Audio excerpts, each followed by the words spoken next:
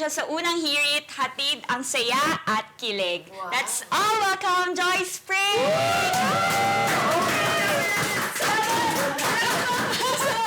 Hello, Joyce Pring. So you've been a Kapuso for more than a year now. How is it? It's been really fun, actually. Sobrang grateful ko, syempre, na part na ako ng Kapuso Network. I didn't realize na it was going to be this fun. Kasi syempre, natakot ako first time ko to sign with the network. And first time ko to really be able to do TV full-time. And I was kind of scared nung una pa lang. Pero it's been such an amazing past year. Yeah, you've worked with different Kapuso stars na and personalities. Kamusta yung experience?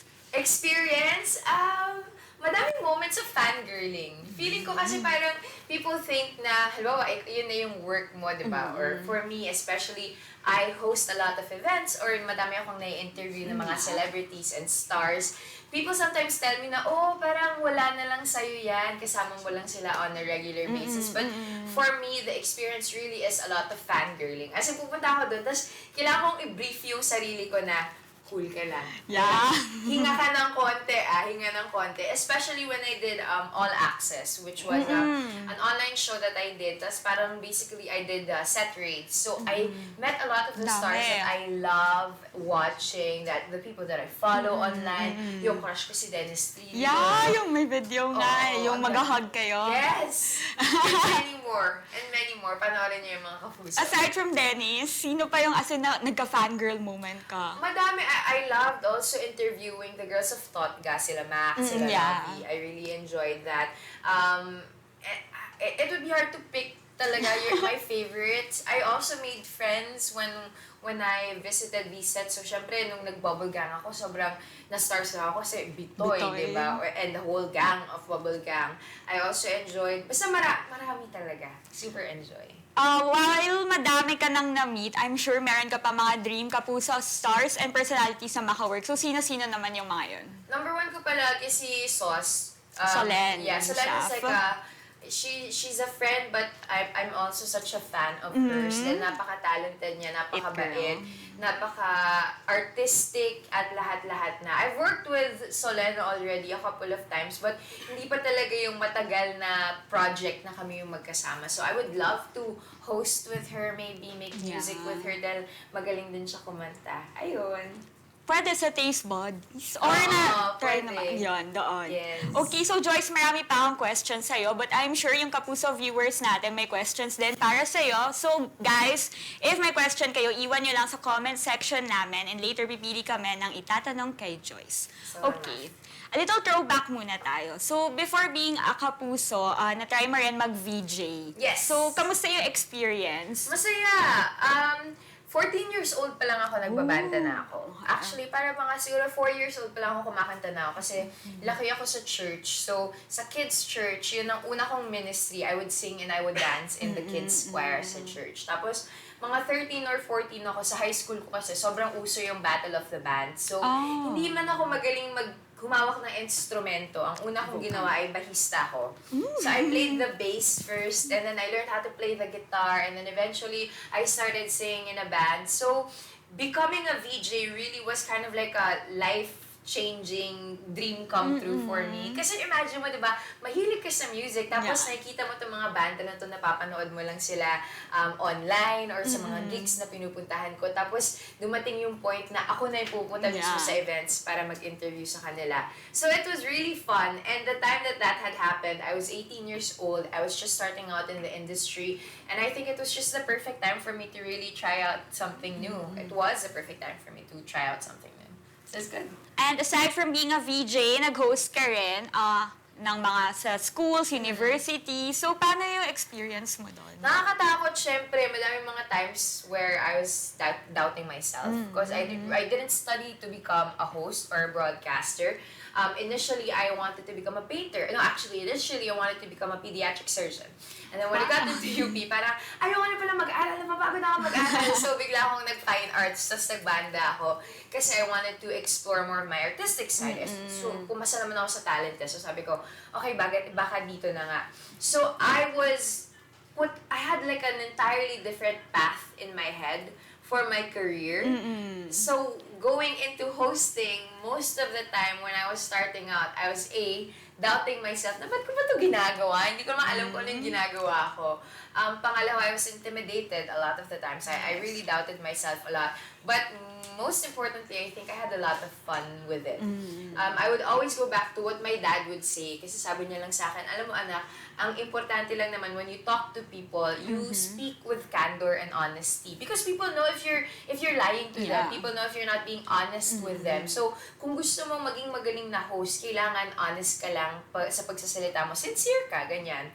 And then the back end of the work of being a host, like being eloquent or articulate, you do that by studying or by reading or by watching other hosts do it. So, it was kind of like this really interesting process of becoming a host when I had no idea how to properly do it. Yeah. Okay, so Okay lang aside naman from natin. being a Ako. VJ host, who would forget yung stint mo as DJ sa Itbulaga? So, ayan na. Oh my gosh, baby pa ako nun. How old were you back then? I think I was 20? 20 years old. 2014.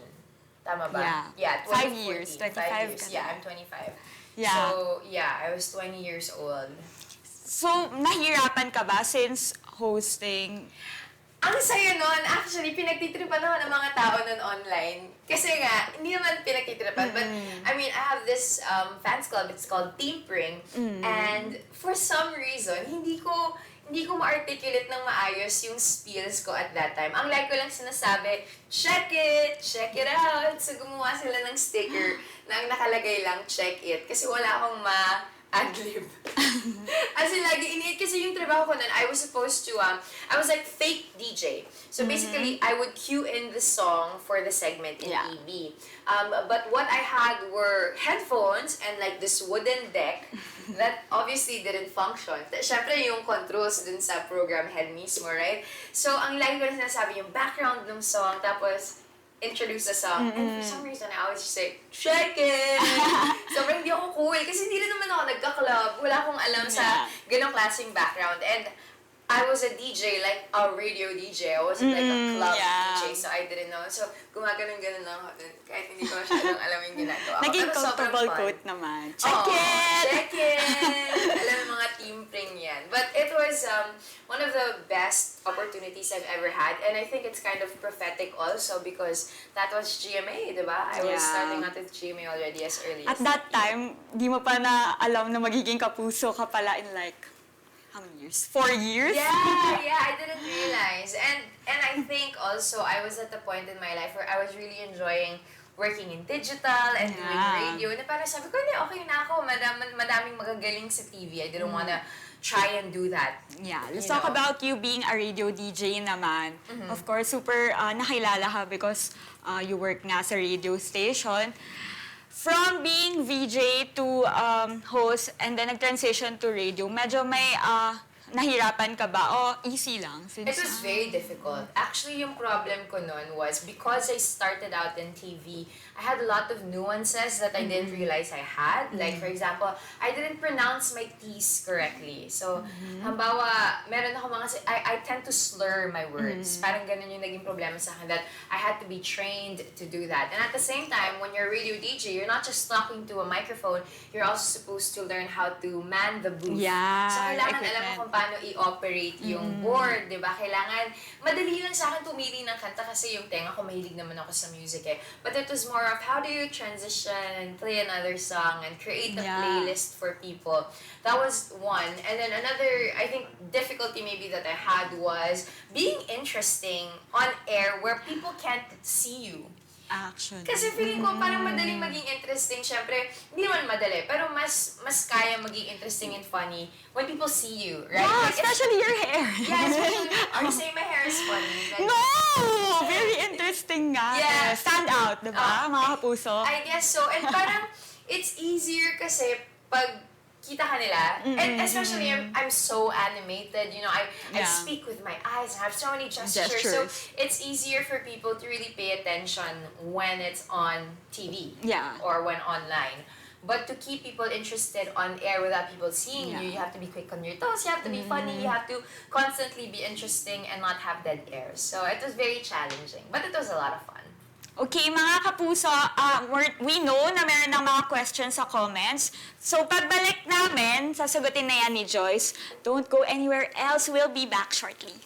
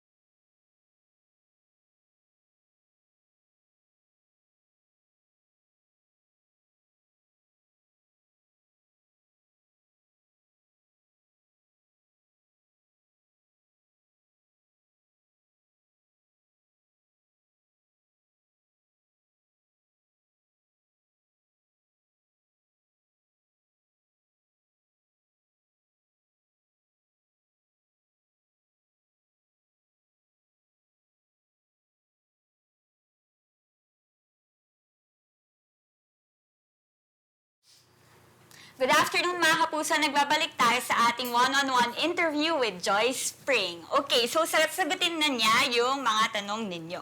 Okay, from Crystal Galano. How to be Joyce Pring? Wow! Sinabi ko yan sa kanya off-air. Sabi ko, inspiration talaga siya. Oh, sweet. Ano naman yung sa tanong na yun? How to be Joyce Pring? How to be you po? Hindi ko alam. Wala. Have fun, be adventurous, learn to love the people around you, and excel in what you do as much as you can. Yeah, sobrang pag pumasok siya sa room, parang nagkakaroon ng ray of light. Talaga, baka maingay lang talaga ako. Feeling ko lang yun eh. Ayan, from Malen. Hi Joyce, natutuwa ako sa inyo ni Juancho. Sana maging kayo na bagay kayo. Fan niyo akong dalawa. Wait, wala naman siyang tanong. Tao ba o I ha? guess, ang tanong niya is kung kailan magiging kayo. Wow. Tanungin natin si Juancho kung gano'n niya kagagalingan yung panliligaw niya. Actually. Hindi natin sure. But it's been really fun. Alam mo, feeling ko sobrang blessing ni Juancho sa akin noong 2018 because it was a very rough personal year for me, 2018, relational-wise. And I had a lot of things going on with family, with friends, and other stuff. But when Wancho came along and we started working together in Unang Hirit, it really was such a silver lining. As in, Plot twist. plot twist. Humabol pa siya. Sabi nga ng best friend ko, oh, humabol pa si Wancho. May pahabol yung 2018. So, it was really fun. Later, magtatanong pa tayo about that. Oh my. Okay. So, sa likod ng achievements, of course, Joyce, di naman maiiwasan na any human, may low points naman sa life. So, can you share us some of your low points in your life and how you overcame it? Lalim bigla, no? Parang, kasi mga low points natin.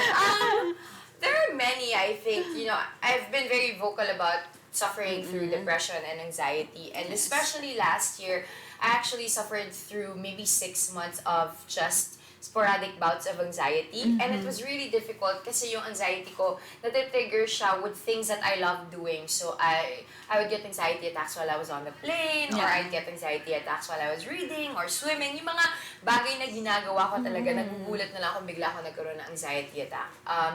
And I think, you know, going through all those difficult things really helped me grow in character, especially when it comes to my Christian faith. Parang sobrang naging dependent ako kay God through those difficult seasons. And at the same time, na-humble ako. Kasi for the longest time, I think I had this arrogance, hindi naman bad arrogance, but this kind of grit in me where I would always think na I'm a strong character, I'm a strong woman, I'm able to go and step into whatever life throws at me and I'll be able to conquer it, right? Yes. But when you suffer through anxiety and depression and you can't really control anything, parang every circumstance around you is supposed to tell you that you're having a good life, but for some reason your mental health is just not matching your circumstances. So it really humbled me in the sense na parang naintindihan ko na there are really some people who might have amazing, incredible lives, but they suffer through these difficult things. Because may mga bagay lang talaga tayong hindi makokontrol. And once you humble yourself and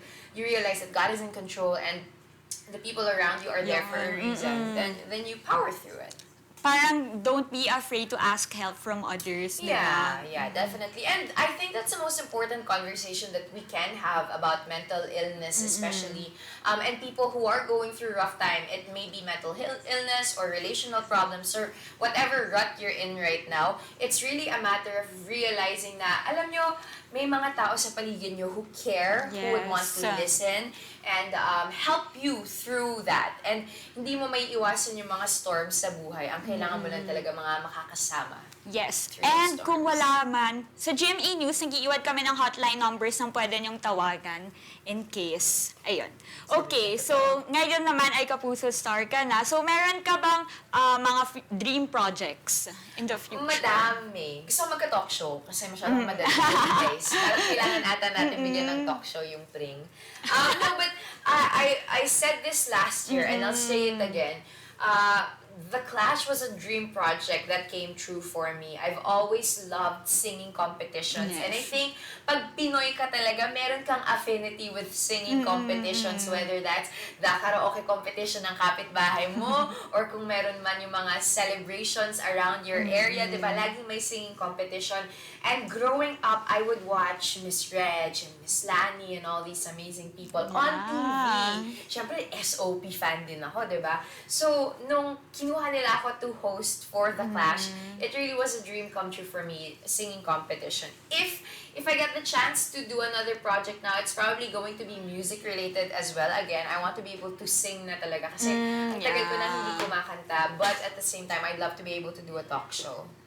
How about teleseries? Naku, Acting! hindi ako magaling umarte. Maarte lang talaga ako. Pero, oo naman, dream ko rin naman yun. Actually, dream ko to be able to do something light lang. Like rom-com, I love those. May mga potential love team na pwede sa'yo. Meron ka. Pero, I think of a person. Yeah, meron.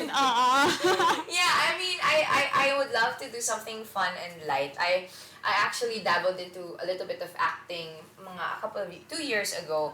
I did like a lead role in this digital series and I absolutely enjoyed it and loved it. But I think because I was surrounded with so many incredible actors at that time, sabi ko parang nakakahiya. Parang sila umarte. Tapos ako, saling kit-kit lang ako dito. May lead role pa ako. Kapag off-screen chemistry naman, malay mo mag-reflect on-screen, diba? Ang ganda ng suggestion mo. tawagan po para po sa bagong show. Baka naman, 2019 na, magawa natin ng paraan. Okay, punta naman tayo sa isang segment ng show. Yung mga kapuso guests namin before dito, ginawa rin nila to. So, hindi ako yung magtatanong, hindi rin yung mga kapuso viewers, pero ikaw yung magtatanong sa sarili mo. Pero, pabunot ka kasi. Ayan. Ay, Pab. Okay. Excuse Ayan. me po. Excuse me po. So, mabubunot ka lang and then, ayun, answer mo yung question. Mahirap ba itong mga tanong na to? Ay, pakita Parang natin. tumahimik yung room eh. Feeling ko, mahirap to Aray guys. ko. Hindi naman. Sure kayo ah. Easy lang. Pakita natin yung iguana. Ayan. Ayan. Pa-read na lang. Pang ano kaagad, pang beauty queen ka, what is advocacy? Ayan. Well, that's really difficult because I work closely with World Vision Philippines, so I really would want to champion the welfare, the education, the protection of children, especially children in off-grid communities, and the development, a sustainable development of Filipino families all over the Philippines. We believe in World Vision that children deserve to be taken care of, to be provided with basic needs like clean water, food, and of course, education. The problem with poverty is that you put children in a system wherein you make them work at such a young age, and during that time, syempre makakatulong sila sa pamilya nila, but you don't take them out of the chain of poverty. Ang mangyayari sa kanila, gagawin lang din nila yung buhay ng mga magulang nila at ng mga magulang nila. So, yun talaga. I work very closely with World Vision Philippines. That's my foremost advocacy, education, and provision for children. The second will have to be, I want to be able to start meaningful conversations with young men and women about purpose, about really finding out what you can do, substantial things that you can do with your life to become a better part of the community that you belong in. My gosh. Yun. I'm sure yung mga nanonood na kapuso, feeling nyo pwede din siyang pang beauty pageant, no? Grabe, Tama? hindi ata. Grabe, no? Wala akong sa height. On the spot lang. Oh, diba? Okay, bunot pa. Marami What yan. is your advocacy? Akala ko ba hindi mahirap? Sabi niyo, madali lang to. Maswalan lang dapat yung question. Oh, diba? Ang dali lang niyang sinagot, guys. Ay, To. nako. Okay, next question. Joyce Pring. Oh my gulay naman! Ano yung question? Bakit naman ganito yung mga tanong nyo? Phone-in question mo ba to? Yung totoo? Hindi. Question mo nga yun sa sarili mo. Guys, Ano ang ba tanong yan? ni Kate. How should I break up with someone I no longer love? Ikaw ba to? Ikaw ba yung Di pa ako yan. pinagdadaan? Pero how? How should I break up with someone I no longer love? Okay, it's obviously easier said than done, but the only way that you can really break up with someone you no longer love is to be completely honest with them. The first thing that I would say is if you're in a committed relationship, I really do believe in working things through. And I think that when it comes to commitment, your commitment shouldn't be dependent on your emotion. What do I mean by that? I mean, sometimes people say na, oh, I'm committed to you, but the moment comes na hindi mo na feel mahalin yung tao, biglang hindi mo na siya mamahalin. When you're committed to someone, you should really move mountains to try and work out that relationship. But if you believe in yourself na hindi mo na talaga kayang mahalin yung tao na to at hindi ka na makakabuti sa buhay niya or hindi mo na kinabubuti yung relationship na yon, the only way to really break up is to be honest with someone. You just have to tell them, I love you, I loved you, I learned so much from you, and I appreciated the relationship that we had. But I just don't think it's working out anymore. And I think we should break up. Yeah! Huwag niyo nang paabutin ng Valentine's! Sorry. Hindi ko yan. Mamaya, hintayin niyo pa mag-Valentine's. Go Oo. na! At saka, ito ha. Huwag niyong hihintayin na matapos pa yung, ay, hindi tapusin natin yung Valentine's or tapusin natin yung birthday. Guys! Go, as in, like, rip it off like a Band-Aid. Don't slowly take it out. You just have to be honest. But, I would say though, na you really have to think about these things. Kasi minsan, feeling mo, hindi na kaya, Yeah. tapos biglang, pagka-break nyo, mamimiss mo, tapos babalikan mo, diba? Naka-move on na siya. Ay, huwag ganon! Huwag ganon. Stick to a plan tayo. Pero baka naman yung iba makikipag-break lang dahil wala silang pambili sa Valentine's. Huwag din ganon, okay? Mag-letter na lang kayo. Sentimental value trumps anything that's expensive. I would think so. Well, ako, for me. Ano ba tinitignan niyo dyan sa Love iba? letters. Okay, bunot pa! Una pa! Meron ba akong prize? Wala akong prize. Kailangan may prize to, ah. Ano ba ba yan? Kala ko pa naman may prize. O sige, next question. Hassle to. Ano yan? Ano ang gagawin ko kapag na-inlove ako sa best friend ko? Naging receiving end na ako nitong dilemma na to. Oh, na-love sa yung Ang best hirap. friend mo? Oo, na-inlove sa akin yung best friend ko nung college. Hassle. Hindi ko rin alam kung anong gagawin mo. You know, honesty really is the answer to all your questions, Totoo yan. guys. Well, okay. This is the first thing that you have to think of. You have to weigh your options, ha? Kasi pag na-inlove ka sa best friend mo, ang una mo dapat isipin, A, willing ka ba to deal with the possibility of losing your best friend by telling her what you feel, or are you gonna try and let it die down and suppress your feelings? Yeah. Kung ikaw naman yung type of person na kaya mong ibahin yung mga nararamdaman mo. So, if A, you're the type of person that actually is brave enough to Risk you. yes, to risk the friendship and able to tell that person how you really feel, then by all means, tell your best friend that you fell in love with her or with him. But if you're also the type of person na ayaw mong malose yung friendship at sa tingin mo naman, kaya mong i-die down yung feelings and go back to being best friends with that person, edi wag mo na lang aminin. Wag mong aminin.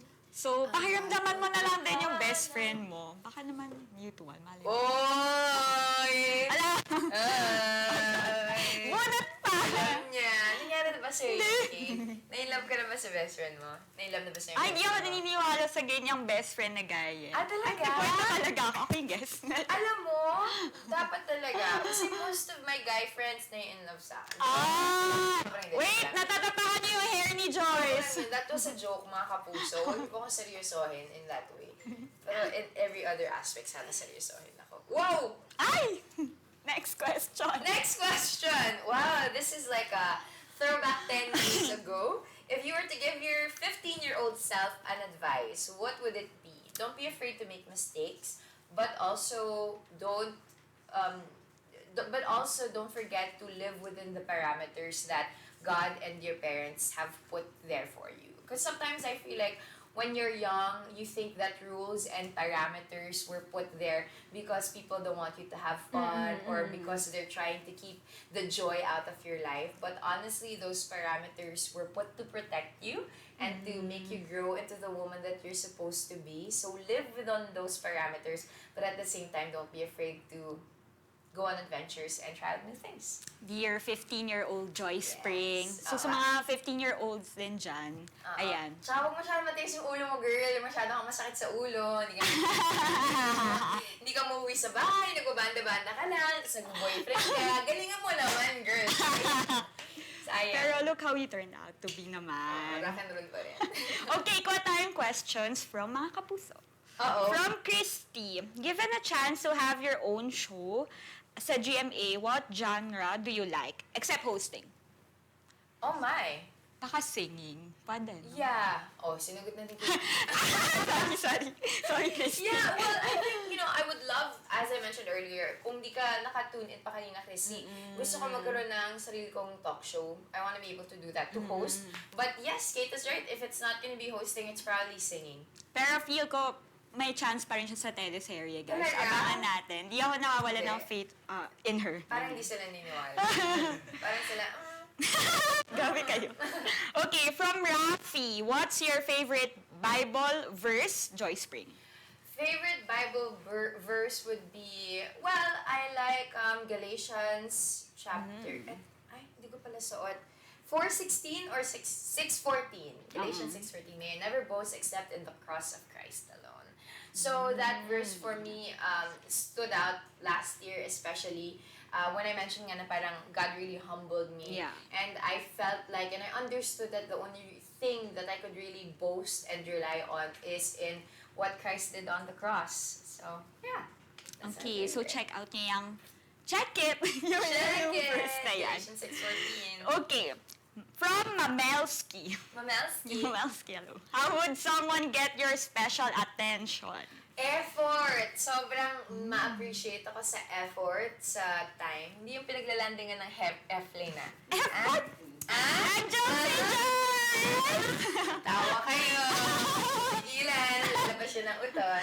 Guys, wag.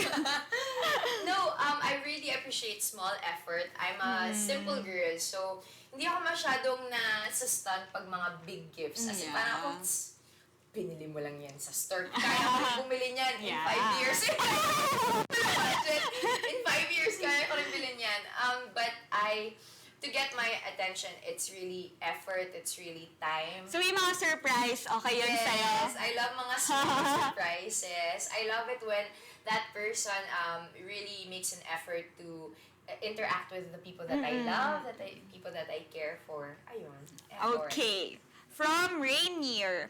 Hi, Joyce. Rainier. Ano yung mga lesson na pwede mong i-share na natutunan mo sa mga past relationship mo?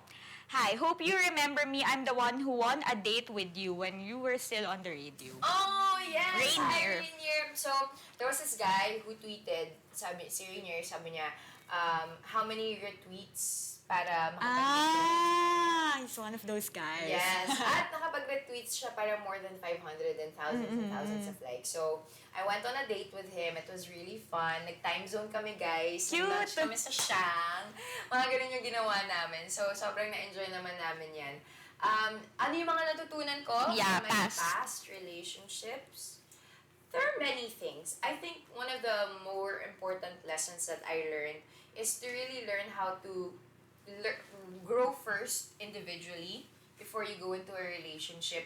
Huwag mong iisipin na magre-relationship ka para turuan ka niya ng mga bagay or para tumanda ka or mag-mature ka. Kasi dapat you should be able to do that on your own first before you jump into a relationship. Tama. It's hard to depend on another person to take care of you and to make you grow. So, first and foremost, grow as an individual first. And second, don't ever forget to compromise. The key to any good relationship is commitment, communication, and compromise. You have to learn to adjust to the other person and to put and to prioritize the other person as well. So. And alam ko rin na isa sa na-appreciate ni Joyce ay honesty rin. Yes, tama. Ayan. Oo. From Mary. Magaling ba tayo sa mga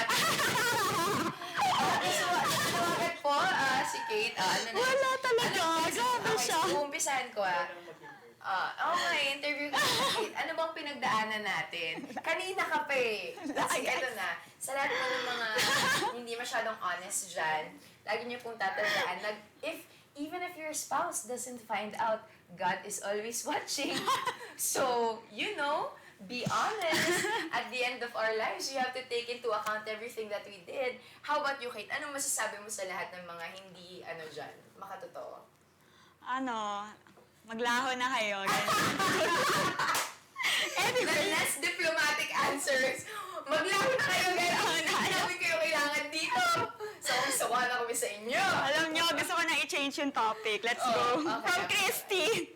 Not a question, but a suggestion. Kahaba ka ng hair this year. Wala lang, I want to see you with your hair long. Okay, let's talk about your hair. Since, My hair is... Okay, touch how thick my hair Oh my is. God, I get to touch it. Diba? Kapal. So, the reason why I started cutting my hair is because it's so makapal. So, mainit po siya. Parang ako naka-helmet palagi. Ayan ang kapal ng buhok ko. So, yun. Pero, mga 2015, 2016, ang haba ng buhok ko, umabot siya dito. But, Mainit. mainit, girl.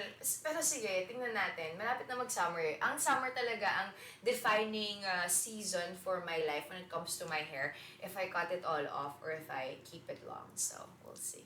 Pero how do you choose the color of your hair? Depending on my mood. It's like a mood ring. Totoo. So, ayan, anong mood yung in love ba yung ganyang mood? Ha?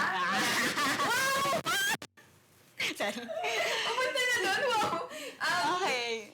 Anong color yung ganyan? I don't know. This is kind of like a gold beach, ewan Pag kind ganyan of pala, malapit ng color. Oo, malapit na. So, anong color kapag in love na? Para abangan namin. Malalaman nyo. Malalaman nyo na lang. Year ko February. Huwag ka Ikaw kita, baka gusto mo ibalik ko sa'yo yung mga tanong. Ay, naku, next question tayo, guys. Ito, Mary, what's your ideal guy? Ito talaga yung tanong niya. Yung ideal guy? Talagang pinag-isipan ko na. My ideal guy is a guy who is principle-centered. I want someone who knows their values and their moral compass is intact. I want a guy who also loves the Lord, loves his family, and is passionate about the work that he does. And I also find guys who know how to serve other people and make other people happy instead of just focusing on their own wants and needs and goals. I find those guys more attractive. So, napapaligiran ka ba ngayon ng mga ganon? Isa lang ang pumapaligid.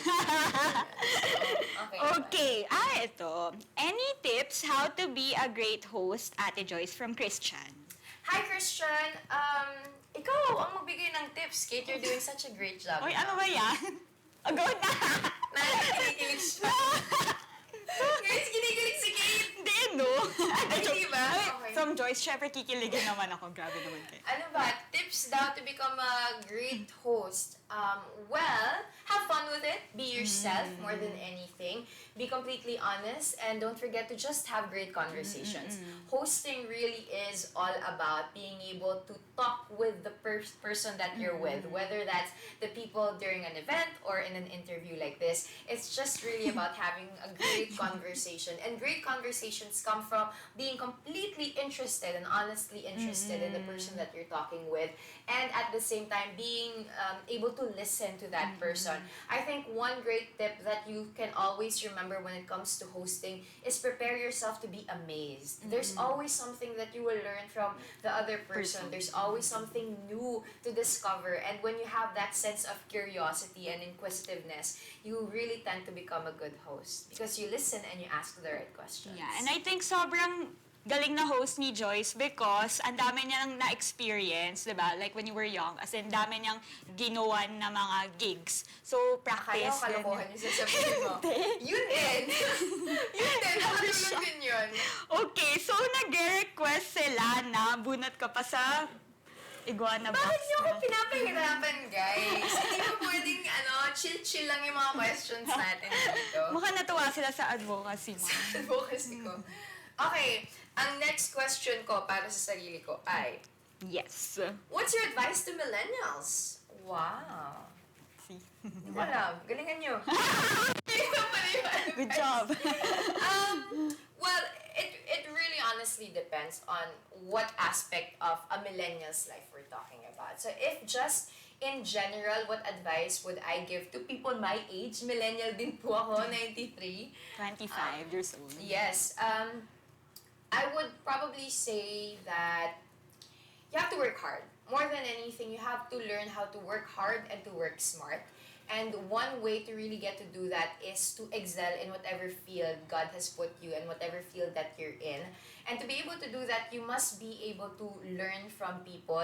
Kailangan hindi ka nagpapatalo kaagad na halimbawa napagalitan ka lang or nagkamali ka, mag-give up ka na kaagad dun sa work na meron ka or sa team na part ka. So learn to be gritty, to be passionate about the work that you do, and at the same time, be professional and have incredible work ethic. When it comes to career, I think that's the most important thing. Because sometimes we focus so much on talent, right, and timing, but what people don't really get to talk about is that majority of the people that I see who are very successful in their fields are successful not just because of their innate capabilities, but because of their want to grow and become better as an individual, to become a team player, to serve the community that you're in. So that's one thing that I would advise when it comes to career. Another thing, maybe just in general, the most important thing that you really have to take care of is your moral values. You must have like a compass that you follow. Kasi madaling masway in all sorts of directions pag hindi mo alam kung ano yung mga bagay na pinaninindigan mo at yung mga bagay na ayaw mo at gusto mo at ikabubuti mo at ng mga tao sa paligid mo. So, once you know your moral values, your core values, it's easier to make decisions because you have a point of reference every single time. Hindi ka kayang bilhin ng buyo ng mga kaibigan mo or ng sweldo lang na mataas, di ba? Kailangan meron kang moral values. Actually, dinidiscuss yan ni Joy sa kanyang podcast and Yes. videos. Ayun, di pa natin na-discuss yun. Paano ba naman maririnig ikaw sa podcast podcast. Ay, ba't ganun? Sorry. Podcast. Sorry. Ang scientist ng podcast. Tatawagan natin si mama mo dun sa airphone mo, Paano i-check it? Check it! Adulting with Joyce Pring on all of your podcast providers. Meron yan sa Spotify, iTunes, at iba't iba pa. Meron din po akong YouTube, Adulting with Joyce Pring and Joyce Pring TV. So, basically topics like that. Like, I did a topic on how to save money, how to become a smart spender, how to travel in your 20s, yun. Dealing with your career or your dreams, not being able to do those things, mga ganyang bagay. Marami-rami na rin. So, check it out. Check it pa natin itong box. Check it. Kuha ka pa. Pa? Marami yan, sabi ko sa'yo eh. Ang dami, guys. Sure ba kayo? Go lang. Sabi nila eh, mga kapuso natin. Ang hirap. Quote or phrase you can really relate to and tell us why. I don't know. Excuse me. I think maybe like a simple one that I could think of is to really bloom where you are planted. My favorite, oh my gosh. Sorry. Favorite mo rin yun. Diba? Millennial na millennial.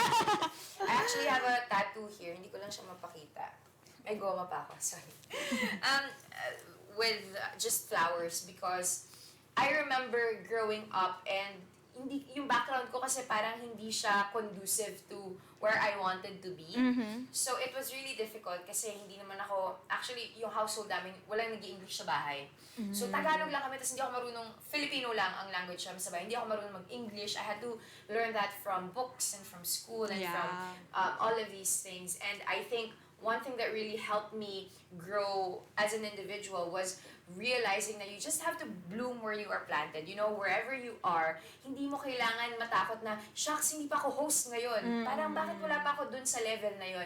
You just have to be really good at what you're doing right now to bloom where you're planted, to give the best that you've got in the circumstances and the things that you have right now. And then eventually, you'll move on to more things, to other stuff, to better things maybe. So, bloom where you're planted. At your own pace din. And yun nga, don't compare yourself to the timelines of other people. Because I think sometimes yung pressure with a lot of working individuals is that, especially with social media, di ba, makikita mo yung highlight ng buhay ng ibang tao or makikita mo yung kaklase mo, siya engaged na siya or nakapag-travel na siya sa Europe or meron na siyang sarili niyang kumpanya tapos ikaw nagtatapos ka pa lang ng college or nag-uumpisa ka pa lang sa career mo, di ba? Hindi mo kailangan i-compare yung timeline mo or kung i-compare mo man siya, it's really just to encourage and inspire yourself to really go beyond your limits. But the only competition that you should really have is with yourself. The only person that you should be competing against is the person that you were yesterday. Yes. Okay, so na-mention mo kasi kanina yung tattoo mo. Actually, may nagtanong. The meaning of your tattoos. Naku, ang dami at 13 yung tattoos. Gusto mo alam mo na 13 yung tattoos. Nag-research. Palakpakan natin si Kate. Mga kapuso. Isang buksan para kay Kate. Yan. Stalker lang talaga niya ako. Okay, maingay ako kay ko. Ayan yung meaning ng tattoos. Madami. Nako. So, hieroglyphs. I have like hieroglyphs here which mean empathy, integrity, and faith. So things that I want to be able to uphold within myself, to have integrity, to be empathic towards other people, and to always have faith in God. Those are three things that are very important to me. Ang hindi lagi nakikita ang tattoo, itong tattoo ko sa Kita ba, guys? neck. Yan. I actually had family members who died in the tsunami in Japan noong 2011. So that's why I got cherry blossoms or sakuras tattooed and many more. So ayan. Very, siya, no, kahit madami, minimalist yung approach niya. Ganun. Actually, alam mo, hindi ko masyadong plinano yun, but I guess mas attracted ako dun sa simple and black and white na tattoos lang talaga. And I always thought of tattoos as a reminder and they really were so meaningful for me. Yeah. So, ayun. Madami. Kung iisa-isahin natin, mahaba-habang kwentuhan. Baka gumawa siya ng video niya in the future, di ba? Yeah, So, actually, nakagawa na ako ng video noon before with the meanings of my tattoos. So, check it! check it!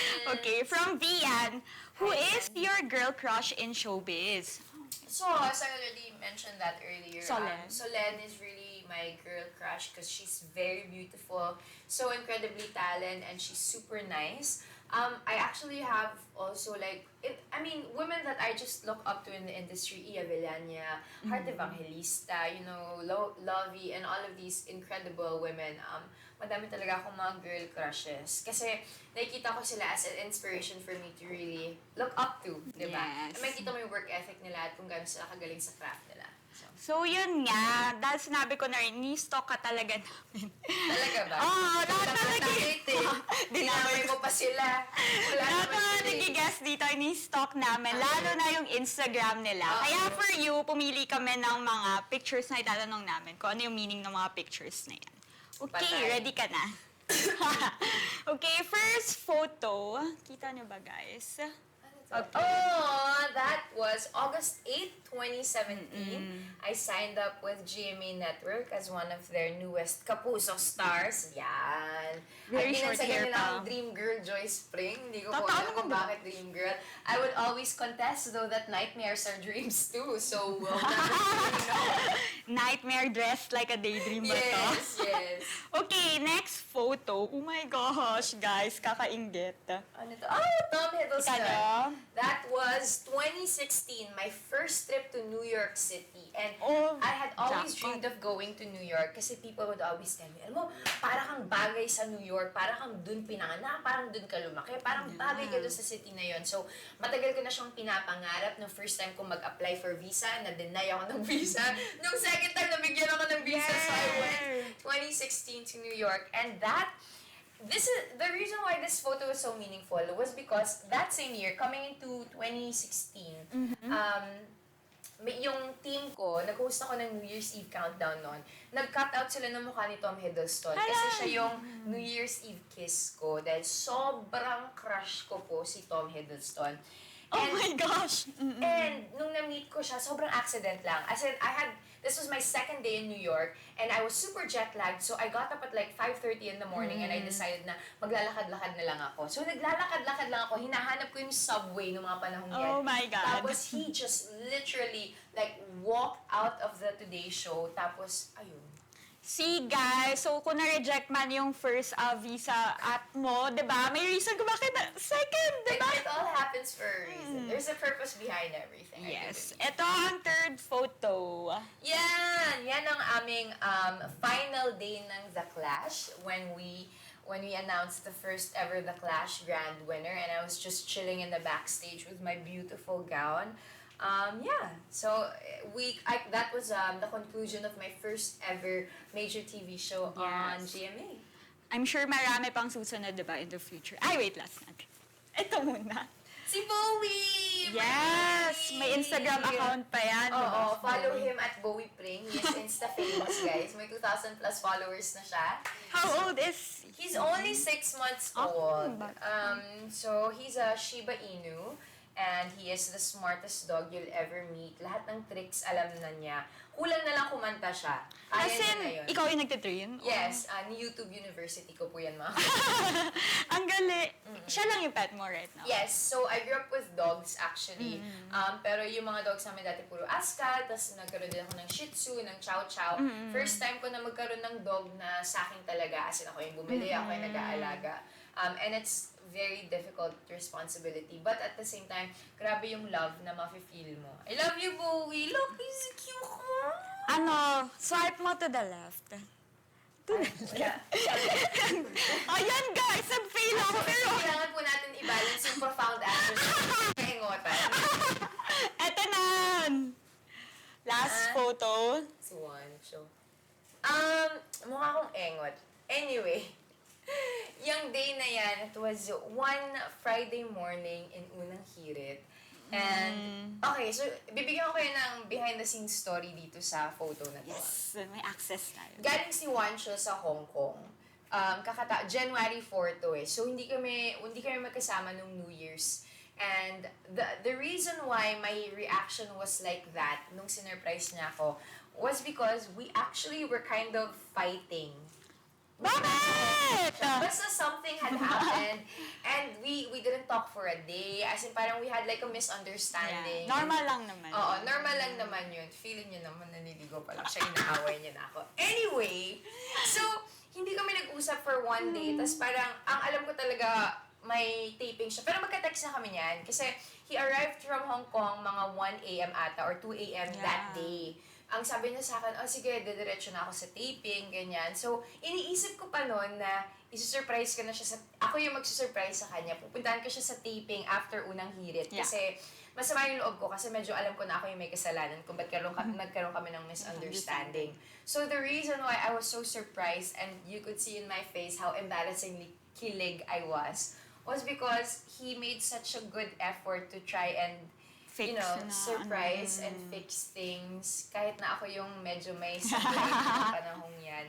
At ang galing umarte ng mga taga-unang hirit. Tapos, sobrang effort pa kasi talaga nagpaalam siya from all the bosses, yung team heads, at kinuntsaba lahat ng cameraman. Kaya pala, binabati ko sila. Sabi ko, bakit ang gaganda ng mga camera nyo ngayon? As in, bukod sa normal setup ng unang hirit, meron silang dalang mga DSLR. So, nagpapapicture pa ako, kaya nagbabike-bike ako doon.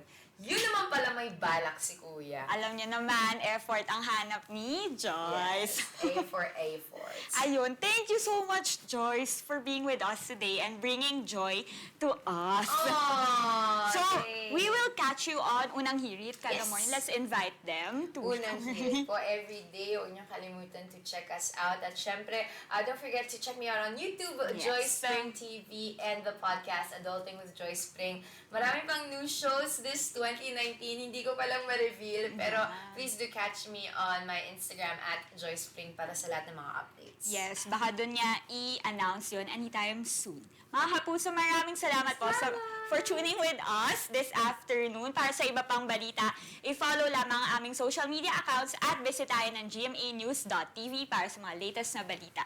Maraming salamat po. Bye!